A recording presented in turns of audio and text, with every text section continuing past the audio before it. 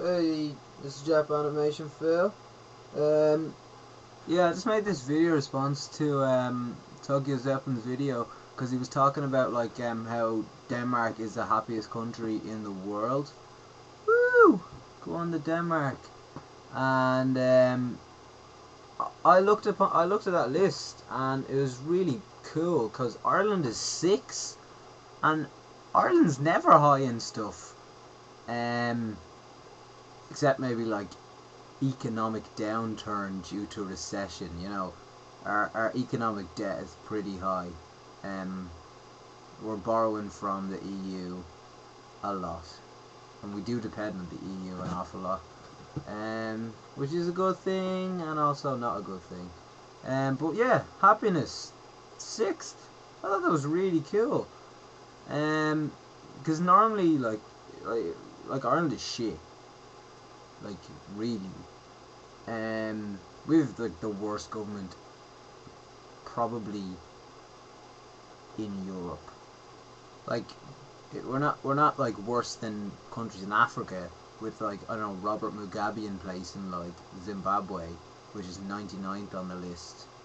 Um, but we've a pretty shit government.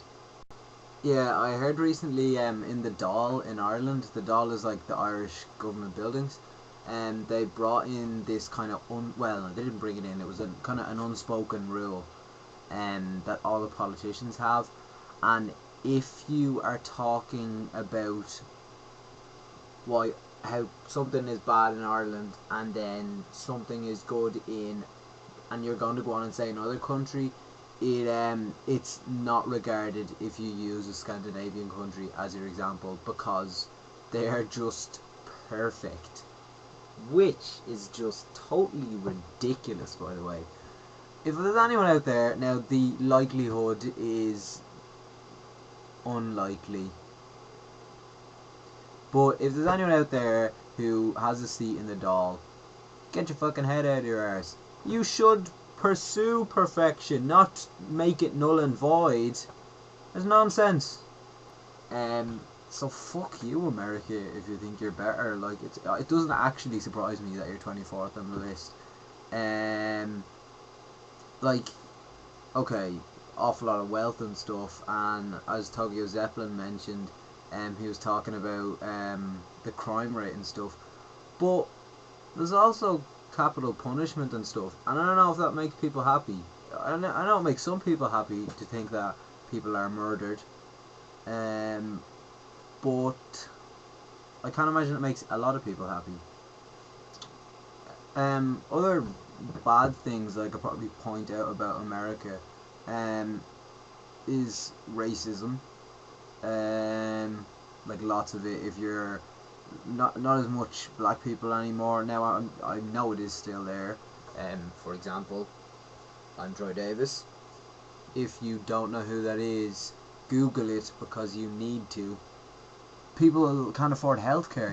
The insurance thing. Also, a lot of schools in Washington and stuff.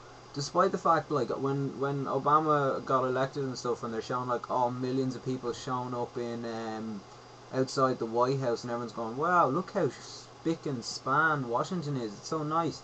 But 10 minutes down the road there's a school with holes in the roof and stuff, and there's too much money going to certain areas, I don't know, weapons, and not a lot of money going to schools.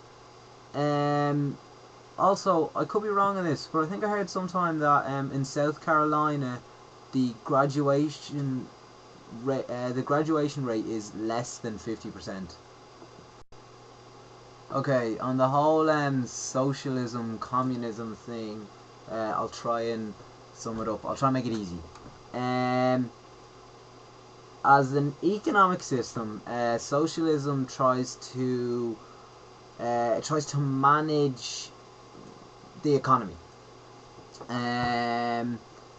through deliberate and collective social control. Communism seeks to manage both the economy and society by ensuring that property is owned collectively and that control over distribution of property is centralized in order to achieve classlessness and statelessness. Socialism and communism are similar, I suppose, in a way that they try to prevent the ill effects of capitalism, which America is.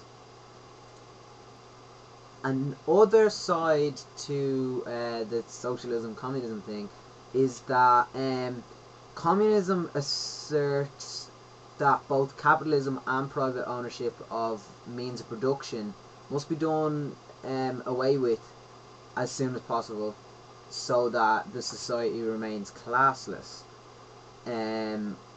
That's the communist ideal. Socialists, however, see capitalism as a possible part of the ideal state and believe that socialism can exist in a capitalist society. One of the ideas of socialism is that everyone within the society will benefit from capitalism as much as possible, as long as the capitalism is controlled by a centralized planning system, which is a really great concept when you think about it, because it has all the benefits of capitalism, but it stops a group of people being one side of the thing and being massively rich, and then on the other side of town it stops another group of people being massively poor. It's just that everyone gains evenly. So kudos to Denmark. I'm happy that you are the happiest country. Anyway, matinee, peace out.